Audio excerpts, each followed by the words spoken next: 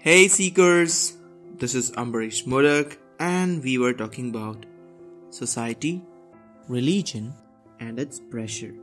But today, in this episode, we wouldn't be talking about that. Why?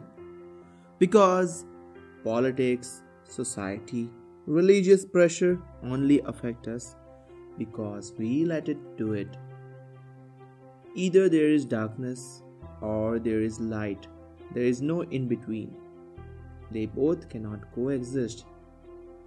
Similarly, all the pressures we have only exist because we let it exist. So, we prioritize all these things, the religious pressure, the social pressure, and all the laws which abide us. They are not written anywhere, but we are hardwired to follow it. From our childhood, we were trained to do so. And I do not blame you if you still feel the stress from the social, from your family, and from the religious pressure in your mind. So let us begin with the journey to understand what really matters in the spiritual journey. What is the utmost importance, which is the biggest barrier in our spiritual progress? But to understand that, let us first understand how the humans evolved. We all know the theory of evolution, how the cellular structure came together to form a bigger origin, to form a bigger organism. And why did that happen? That's because independently every cell cannot survive, but together they have the strength, they have the advantage of providing every detailed experience of each cell coming together, and that's how they grew. But about us humans, it's different. When we evolved into a human from a monkey that we know of, we first created a medium of transferring knowledge. Just like the cells transferred each other's benefits to other cells to survive longer, we humans, we created language to communicate. And because us humans communicate, we have a community. We share our knowledge. We share every information. We share the creativity, the expertise with everyone. And that is why we grow together. But are we really growing? Or is the science growing? Or the art growing? Because I don't see people with the different evolutionary organs coming out of their bodies to get used to the environment we live in.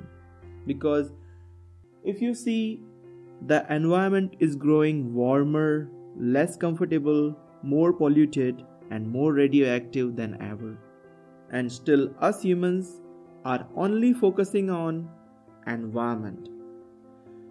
We have been developing science so that we can feel comfortable in the environment we live in. For example, if we feel very hot in the summers, we turn on our air conditioners. We do not let our body cool off, but we change the environment we live in. For example, we feel a kind of a fever. We take in a pill to get rid of it, maybe an aspirin, but we don't really let our body fight the fever. So here I'm only giving you examples how humans are evolving the science by having a compound knowledge, by sharing our knowledge, our expertise, our experience all together, so that our environment can help us stay comfortable in our houses. But that's the reason why we are not having any other kind of evolution in our body.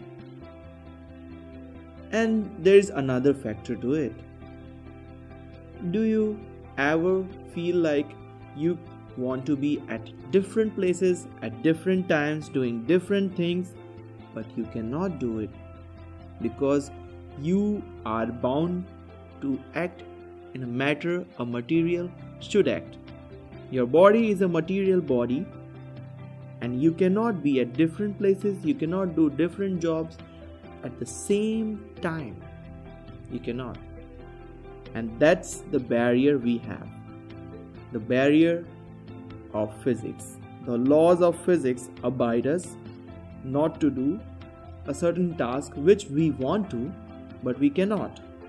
And that's why I say that the next evolution us humans will have will be a spiritual evolution.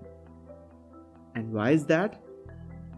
Because in a spiritual evolution, we talk about the energy which keeps us alive, the energy which gives us inspiration, the energy which gives us hope. I am talking about energy here. It is formless, shapeless, weightless, and we want to be that, to grow, to expand, to do all those tasks which we want to grow higher than us humans already are. We cannot evolve any longer. Yes, we try to be the best human ever possible by being the richest man, by being the best scientist, by being the most creative person, but we cannot evolve any further than that. We can only evolve our knowledge. And how can we do that? And for that very purpose, there has been many philosophers on earth who has guided us how to find that path which leads us to the spiritual evolution which our soul wants.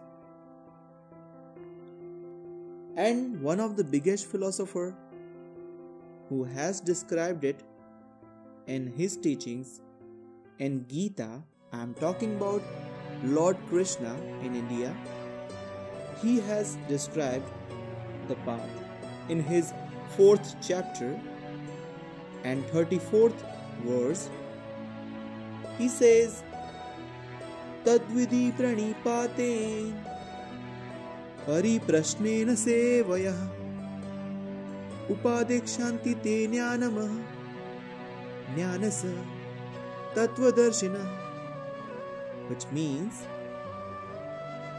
find a spiritual master who has found the experience of being a soul, who has realized that he is a soul, and that person can guide you into spiritual evolution. Lord Krishna says, whenever you find a spiritual master, go to him with an empty mind, not very distracting mind, because if you are distracted while sitting with your master, whatever he is trying to convey to you, he is trying to give you, you wouldn't be able to get it because probably you are distracted by your anger, by your sorrows, by your anxiety, by any kind of stress. So Lord Krishna says, slay away. Lord Krishna says, don't just sit with your master. For me, my spiritual master is Swami Sri Shiv Kripanand. He is one of those spiritual masters who can teach you meditation in a very simple way. And what I do, in my experience, I have felt that every time I try to find my master's presence in everyone who I meet, who I think of, I only grow better. So, I suggest you should try that too. You should try to see the possibility of a spiritual evolution in every human being. May that be your enemy. Because everyone here is for one same goal: spiritual evolution. Don't you think we have already had enough of it? Right? So, what are you waiting for? Go. Find your master. And if you have already found one, then do what Lord Krishna suggests. And you will find that experience which you craved for, which you already had, but you did not pay attention to. Because there were so many barriers, so many distractions. And when you don't have any distractions, you only have peace. This is Ambareesh. I'll see you with so many stories of spiritual masters in the coming episodes so that it can inspire us to find that spiritual evolution which we seekers are going to have in this lifetime. See you in the next episodes.